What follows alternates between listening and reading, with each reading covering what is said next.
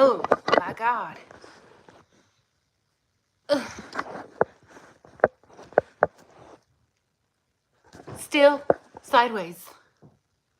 Okay, hello everybody, welcome back. It is Tuesday. I know you guys missed me. It was a long weekend. I've actually been traveling for work today, so I'm glad that we made it back on time because we need to talk about Mr. Kohberger's colleague. And we heard about her back in the early days, a lot of rumors about her.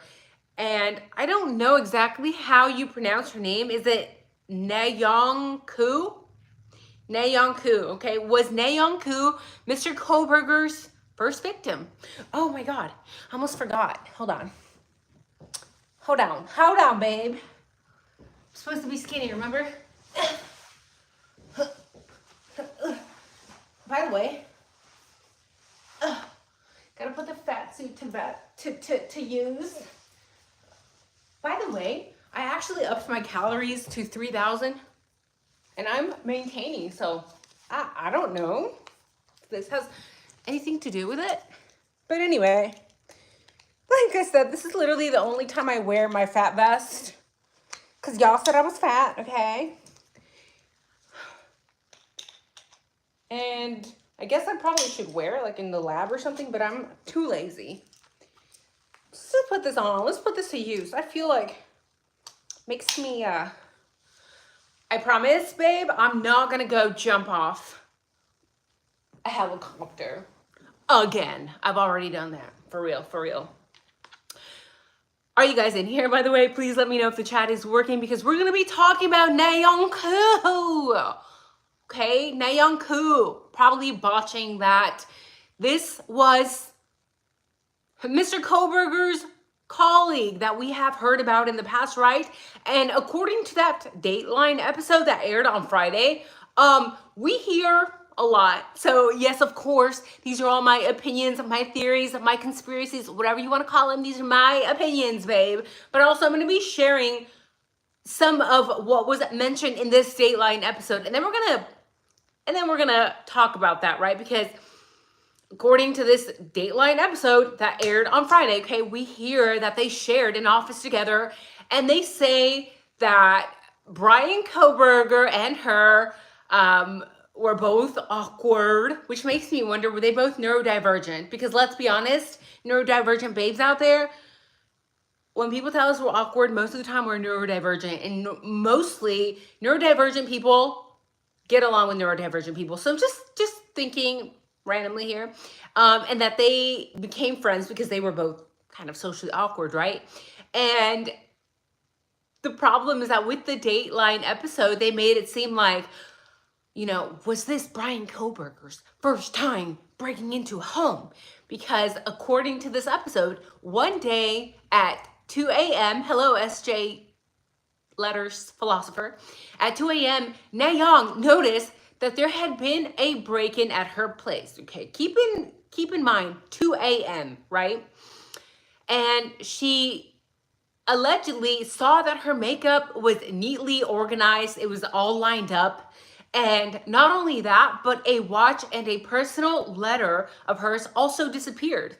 And these were very important to her. And allegedly she wore this watch every day, right? So of course, as one would naturally do, you would freak out. You would freak out. And she called somebody whom she trusted, which was Mr. Kohberger. Good morning, official. Did you catch that, babe? She called somebody she trusted, which was who? That's right. It wasn't the cops. Interesting. By the way, this is just my 2 cents. If you ever come into your house where you supposedly live alone and your shit's all jacked up, please, babe, call the cops, right? Because you would want that reported. At the very least, there can be some sort of report, something, in case it happens again. That's just my 2 cents. See, I don't hate the cops. I love them. I just hate the bad ones.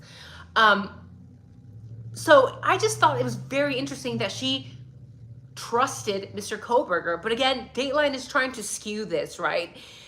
So she apparently trusted Mr. Kohberger so much that she actually decided to stay the night at his place. Oh, wow. And of course, according to Mr. Howard Blum, it was nothing romantic. But again, it's Howard Blum. Like, we have to take everything we hear, especially in the media, like Dateline, like Howard Blum, like, bro, he's literally selling a book.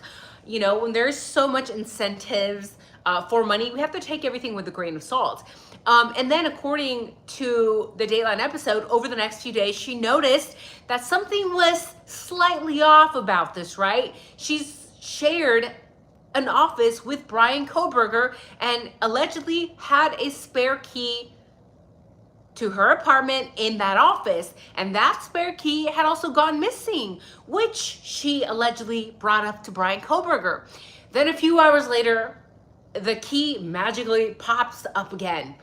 It's a little bit weird, again, if it's true. And we're covering this because it's essential to cover the stories that are being pushed by the media, right? And after that, she has cameras installed with the help of Brian Kohberger because she's a little bit weirded out. Again, this is just my opinion. You can let me know if you disagree. But if you really have like something is off, you know, if this key of yours that is in your office, a spare key is missing and only you and Brian supposedly have access to that office, why would you trust Brian Kohberger? Right? I probably wouldn't, and probably keep things a little bit on the down low, like kind of watch people from afar, you know, but that's just me. So something tells me that she really trusted Brian, okay? She called Brian before she didn't even call the cops when that mess happened at her place. And then she also spent the night at Brian's, and then she also asked Brian to help install the cameras. Again, because she trusted him, right? And then, of course, according to Dateline, and we don't know because I haven't spoken directly to Naon, right? Unless we hear it come out of her mouth, we really don't know what's true and what is not, right? And then she begins to think that maybe, just maybe, I wonder, post-crime, of course, if Mr. Kohberger is the one that was watching me. Was he watching me? Did he install this on his phone? Because again, when you have cameras, we all know who have cameras in our homes, they can watch these from your phone, right? All you have to do is download an app. So it just makes me wonder, how did Dateline get this information? Did they speak directly to Naon? Are they just making things up for clicks, or what is going on, right? Now, some people have speculated as far as going into that zone, that no-go zone, in my opinion, because again, everybody is innocent until proven guilty. They're saying, well, maybe it was just Brian Kohberger trying to practice because he had a bigger plan for the future. You know, he knew he was going to do something horrific like the IDAHO4, and he was planning, he was plotting, he was learning, he was scheming. Or maybe it was Mr. Kohberger just exploring the fascination that he had, you know, with his dark side. He had Googled a lot of really strange things, is what the narrative is telling us. And we're going to get to that because he did have some very interesting, explicit searches that are very taboo. And they don't paint a good picture, but we're going to cover it, right? The Dateline episode also mentions Brian Kohberger liking to do things in the dark, right? They mentioned, well, he liked to do things in the dark. He liked driving in the dark. He liked stargazing in the dark. He liked vacuuming in the dark. And they're doing so because they're making it seem like, well, if he liked doing things in the dark, well, guess what else was committed in the dark? Allegedly, so was the IDAHO4. But again, you have to step back, try to not get too emotionally involved, because when we become too emotional, we cannot think objectively. It's just how the brain works, babe. Actually, when we step back and pull up the data, we learn that the majority of break-ins happen during the day, right? So again, let's talk about these explicit Google searches, because when we are looking at Mr. Kohberger, when we look at separate things, right? When we look at separate things, it looks fine, in my opinion. But for the neurotypical person, for the average person, when they look at all those things together, it can very easily skew somebody's perception of a person, even though there may be no ties to Kohberger and the IDAHO4, or there might be. Again, I have nothing to lose in this case, whether he is guilty or not. We are just here to ensure our constitutional rights, and that is a right to a fair trial, which, by the way, that went down the drain very quickly, did it not? Because we have heard that Mr. Hippler is a little bit upset because of that leak that happened. And yes, of course, he addressed the defense as well, but I think he focused more on law enforcement and the state. So how are we even going to have a fair trial now, right? Now, this is why I came on here today, because I want you guys to give me your opinion, and I know this is gonna really change people's perception of him. Again, we don't know if this is true or not. I don't know. I'm not able to verify that because I have not seen any of these searches in any of the legal documents. So until we see it at trial, everything we hear from Dateline or other sources, we have to take it with a grain of salt, right? So these are the searches, okay? If you are in here, let me know. Please vote on these searches. Let me pull them up.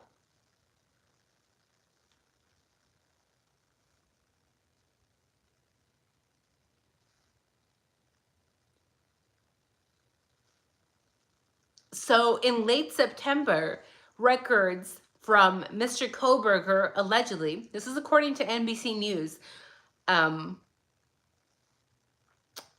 he searched sociopathic traits in college student, okay? We're gonna get to the PORN searches, but I get a vote in this first. Please leave a 1 if you think that this is a typical search for somebody who is getting a PhD in criminology. If you think this is really weird, this is an odd search, please leave a 2. My opinion, I think this is a very typical search. When I was getting my master's in psychology, I did a lot of criminal psychology courses as well, and searches like this on the daily, babe. Pulling up Dahmer on the daily. Pulling up Ted Bundy on the daily. Writing reports on the daily. Dateline also went as far to say that he had pulled up a document about psychopaths and that he downloaded it to his phone. And of course, the narrative, the mainstream media is going to say, well, he did that because he wanted to study the paper. And I'm like, well, yeah. Why wouldn't you want to study the paper on psychopathy if you are literally getting your PhD in this? Again, I didn't even get a PhD in the field. I just got a master's. And we had to do so much digging and reading and writing and analyzing studies on psychopathic unalivers, basically. So I just don't think this is that strange. What's problematic is that the following month, there was a search, an explicit search on an explicit website that was containing keywords such as drugged and sleeping. We have a problem. Now, this is going to really divide people, I think, this explicit search alone, because I know how a lot of people feel about PORN. And I also know how a lot of women specifically feel about PORN, that is including women that are DRUGGED and sleeping. That's really going to hit some nerves. That's really going to trigger a lot of people, especially women, right? When you are watching this type of PORN, I think a lot of women are going to jump to the conclusion that, well, this says everything we need to know about Mr. Kohberger. This says how he feels about women in general. And this explains why he committed the IDAHO4. Again, when the IDAHO4 was committed, it was in the dark. Maybe the victims had been asleep, and maybe his intention, some people are going to say, was to SA somebody, right? If you're going there to SA somebody, assuming, for example, that Maddie was the target, and then you are caught off guard by Kaylee, and that just makes you go in a rage, makes you go on a rampage, and then you unalive everybody. I don't agree with that because, again, Kaylee's car was there. So it doesn't make sense in my head that he would be surprised that Kaylee was there. That car was there. Meaning, if it was Brian Kohberger that was involved in this crime, why would he be surprised? I don't think he would be, right? I'm going to not defend PORN, but speaking about PORN from a psychological perspective means that you understand that some people just really enjoy these taboo videos, very specific types of PORN. And that doesn't necessarily mean that that's what they are into in the real world, right? Just because you like watching this type of PORN about women that are drugged or sleeping or passed out or whatever, doesn't mean that that would just spill over into the real world. Again, the majority, what's the percentage here? Before I talk out of my behind, let's see. Percentage of people that watch PORN. And now the FBI is watching me. They're like, oh my God, why would she Google that? Why would you Google Ted Bundy and porn right back to back? Why? Ooh. Let's see.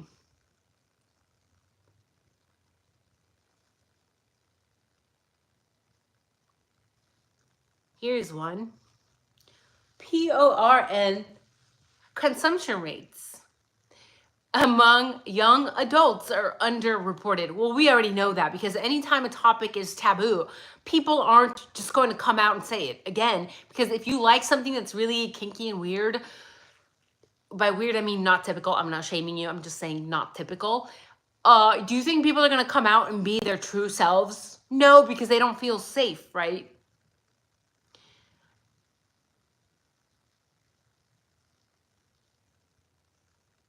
It says that most of the time, the PORN consumption rates among adults have often been reported at around 75% for men and 30% for women, but that's not even close to what this new study found. And this was done by the Journal of Sex Research in 2018. And it basically shows that the consumption rates of PORN in men were generally around 91 to 99% across timeframes. And women's consumption was more varied. It was about 60 to 92%. Interestingly, this range in reported rates for women is consistent with the variability found in previous literature, which may be indicative of a profound impact of assessment methods. So what is this newer study saying? It's saying that basically everybody is watching PORN. And the type of PORN that is out there is all kinds, babe. The world, it's like a candy store. It's like a candy store. But again, just a friendly reminder, we do not know if Mr. Kohberger actually searched that at all. This is a Dateline episode. Now, I do understand why people are jumping to conclusions because, again, most people just do that. Most people jump to conclusions. Most people are too emotional and not objective enough. And as soon as they see, a big title on Dateline, they freak out. Or on NBC News, they freak out. And they're like, oh my gosh, he must have did it. Because who watches this type of PORN? Only unalivers. Actually, if you look at the data of the type of, the percentage of people that watch this type of PORN, it's about 30% of men. And it's probably underreported because it is a very taboo topic. 30% of men. That doesn't mean that 30% of men are unalivers. It just means they like to watch something a little bit different, right?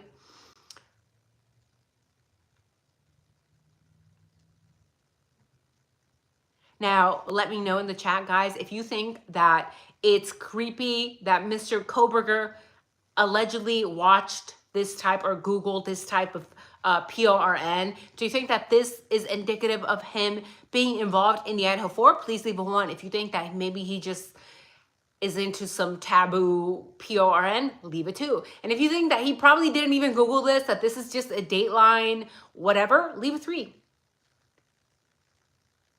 That one's going to be very interesting. Like I said, I think that search containing those keywords allegedly of drugged and sleeping is just really going to change the perception that people have on Mr. Kohberger. And not to mention, guys, 5 days later, there was another online search allegedly, according to Dateline, that said, can psychopaths behave pro-socially? If you think that's a weird search, leave a 1. If you think that is a normal search for a PhD criminology student, leave a 2. Leave a 2. Right? I know it's a lot of voting back to back, but let me know in the comments. Just in general, do you think that his searches about the PORN, about psychopaths being able to behave pro-socially, are they weird or do they make sense for a PhD students? I just really wanted to cover that today because I've had a lot of you guys basically harassing me on Instagram because you thought that I just like didn't want to talk about it. It's like, babe, we can talk about whatever you want.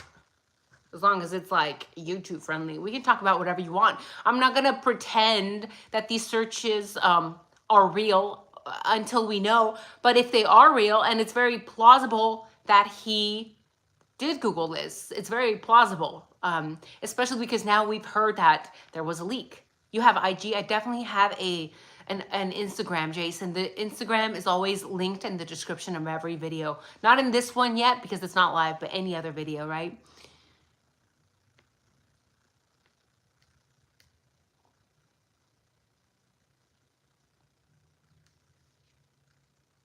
And I'm sorry, I just wanted to share this picture. I know that I have shared it in the thumbnail. By the way, for people who are always like, Nika, you forgot to share the pictures, babe. They're in the thumbnail. Oh my God. Like in the thumbnail, okay? Like go take a screenshot and like reverse search. I'm just teaching you how to use the internet. I'm teaching you how to use your resources. Look at this, guys. Come on now. Come on. That looks weird. That looks like it's photoshopped. Why are they making him look like a... Why does he look like that? It looks photoshopped to me, right? So, how are you guys doing? How was your Monday? By the way, I'm done talking about the case for today. I'm just, if you guys are wondering, because some of you are like, Nika, you're like, it doesn't even matter. Like, why are you talking about? I talk about whatever I want. This is my channel, babe.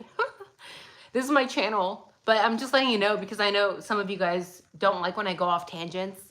So I'm just giving you a heads up. If you don't like when I go off tangents, now's the time for you to leave because we're literally off the tangent.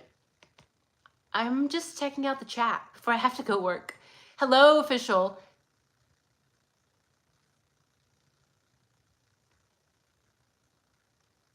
Official says, in 2003, I was downloading the Shrek movie from LimeWire, girl. It wasn't the movie. It was really golden. Shower tape. I was 13. I was so traumatized. I'm so sorry.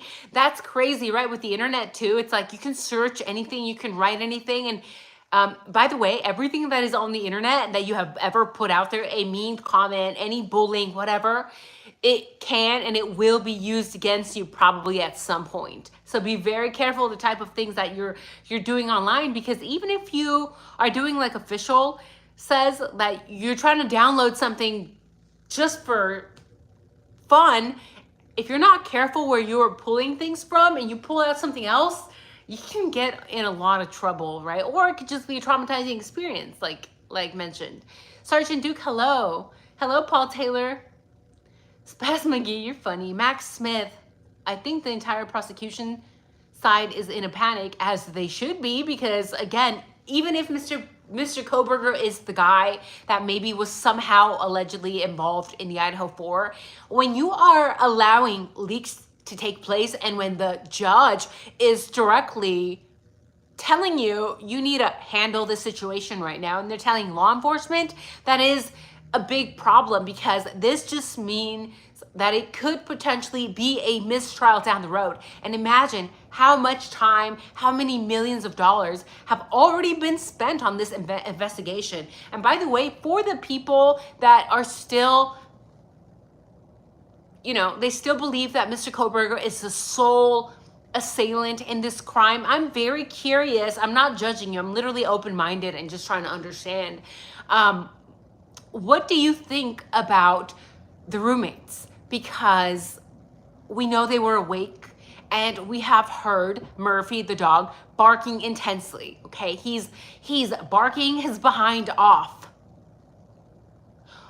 Are we supposed to believe that there was no noise? Yes, maybe the victims had been drinking heavily. Yes, maybe some of them were half asleep, but we have heard that Xana fought back, okay? Her fingers were nearly severed.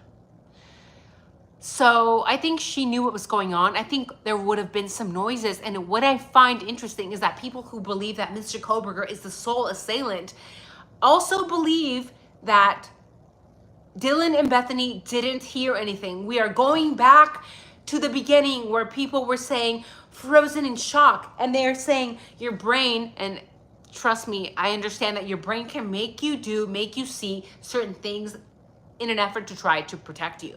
But when we know that Dylan was awake the entire time, was on the phone with people the entire time, saw Xana on the floor, heard noises, heard conversations, was on TikTok, was on Yik Yak, and still didn't call 911.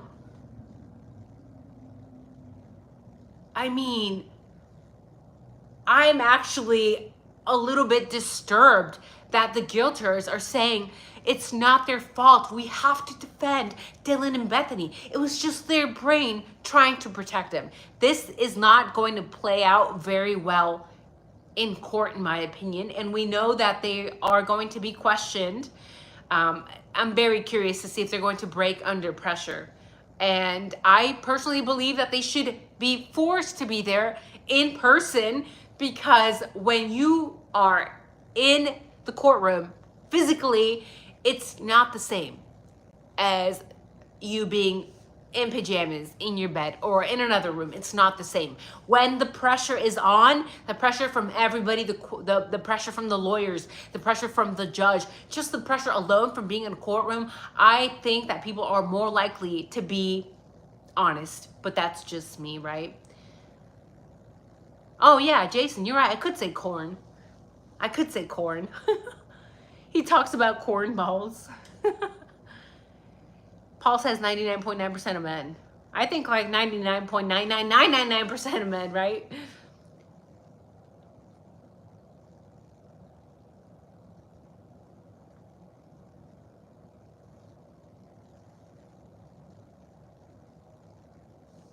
Ooh, Pokemon says, I've watched some weird corn back in the day, but I don't remember watching anything violent, abusive. I definitely read some very concerning stuff. I swear we are weird, disturbing humans. We sure are. We sure are.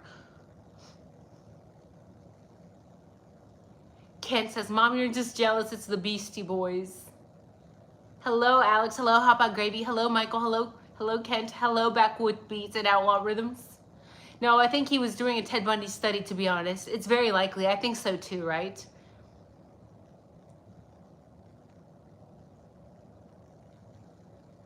Yes, and I do remember that the biggest thing that was being mentioned was the corn addiction, right? But when we look back, we know that that was a big push by the priest, We know that Ted Bundy talked to a priest right before he was going to get unalived, right? And a lot of psychologists have mentioned that this meeting with the priest was basically his last attempt of being a psychopath, right? Having the upper hand, trying to control the story, and not only that, but also not being accountable for his own actions. Because again, when you are misplacing guilt or remorse or whatever, or you don't have those feelings and you're trying to place the blame on something else and you choose corn as something to blame, the priest then used this to say, this is why corn is bad. And I'm not saying it's bad or good. I'm just saying this is what was done then. And also Ted Bundy was able to place the blame elsewhere versus actually being accountable and saying, yeah, I did it because I wanted to do it. No, instead he said, it was corn's fault. It's because I watched corn when I was a kid. And we understand that watching corn, especially when you are very young and your brain is developing, is very detrimental to the brain and to you being a normal human being. But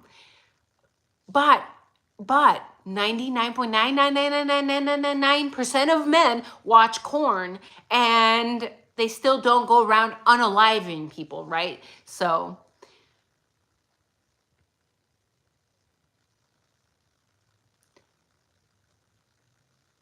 Ray Annette says, SG spewed those leaks all over the internet. Ooh.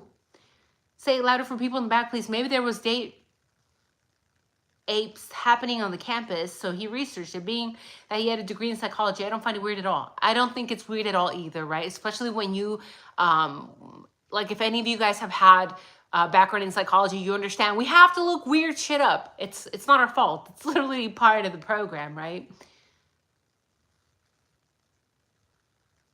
Hello, Carl Thomas. Hello, Jason. Hello, Ren. Hello, Christina. Hi, Suds. Is that you, Jack? Alex says, I'm switching to DuckDuckGo right now. How safe is DuckDuckGo anyway? Either way, guys, thank you for joining me in today's live. Make sure to vote. Make sure to leave a comment. And make sure you're subscribed so that you are getting the notifications. A lot of you guys are not getting notifications. Also, a lot of you guys asked me if I'm making the hair oil because I sell my grandma's recipe. I literally made it for you. In between two jobs, I made a very small batch of my hair oil because you guys begged me to make it. So I have about 8 little bottles left. If you're interested, you can reach out to me on Instagram. So thank you guys. Take care. Have a good night. Christina says, I got a notification. Yay.